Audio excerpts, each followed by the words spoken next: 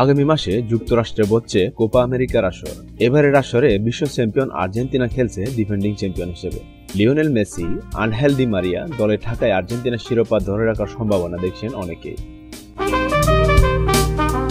ব্রাজিলের নতুন তারকা এনরিকো আর্জেন্টিনাকে অন্যতম শীর্ষ ফেভারিট দল হিসেবে দেখছেন। এনরিককে বলা হচ্ছে ব্রাজিল ফুটবলের আগামী প্রজন্মের সুপারস্টার। এই জুলাইয়ে 18 বছর পূর্ণ হলে বিশ্বসেরা ক্লাব রিয়াল মাদ্রিদে যোগ দেবেন তিনি।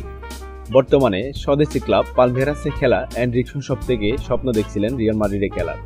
মূলত প্লে স্টেশনে খেলতে খেলতে রিয়ালের প্রতি তার ভালোবাসার জন্ম নেয়। বয়স 18 না হতে ব্রাজিল জাতীয় দলে অভিষেক হয়েছে এনরিকের। জাতীয় দলের জার্সিতে গোলের দেখা পেয়েছেন তিনি। রূপকথার মতো শুরু পেয়েছে তার ক্যারিয়ার। এখন অপেক্ষা করছেন জুন মাসে ব্রাজিলের জার্সি গায়ে কোপা আমেরিকা মাঠাতে। তবে কাজটা সোজা হবে না। টুর্নামেন্টে আছে বর্তমান বিশ্ব চ্যাম্পিয়ন আর্জেন্টিনাও। এনরিক বিশ্বাস করেন আর্জেন্টিনা সবসময় যে কোনো টুর্নামেন্টে ফেভারিট, এমনকি সেই দলে যদি লিওনেল মেসি নাও থাকেন তারপরে ফেভারিট আর্জেন্টিনা।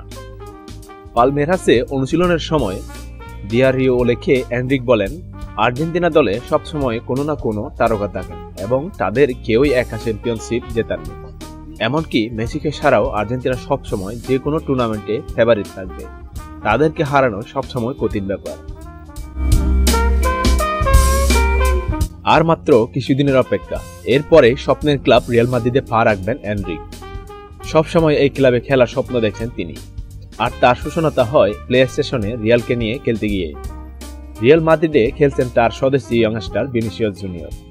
গত কয়েক মৌসুমে রিয়ালের সবচেয়ে উন্নতি করা খেলোয়াড় ধরা হয় ভিনিসিয়াস জুনিয়রকে। এই মৌসুমে আসছেন ব্যালন ডি'অর জয়ের রেসেও।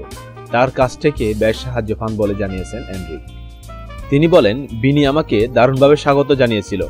মাদ্রিদ শহরটি সম্পর্কে এবং ক্লাব স্কোয়াড সম্পর্কে অনেক কিছু বলেছে এবং সে আমাকে নিশ্চিতভাবে আরো সাহায্য করবে বলে আমি মনে করি, বিশেষ করে মাতে। ভিউয়ার্স, আগামী কোপা আমেরিকায় আপনার ফেভারিট দল কোনটি তা কমেন্ট করে জানিয়ে দিন এবং আমাদের ভিডিওগুলো যদি আপনাদের ভালো লেগে থাকে তাহলে অবশ্যই আমাদের চ্যানেলটি সাবস্ক্রাইব করে পাশে থাকুন। ধন্যবাদ সবাইকে।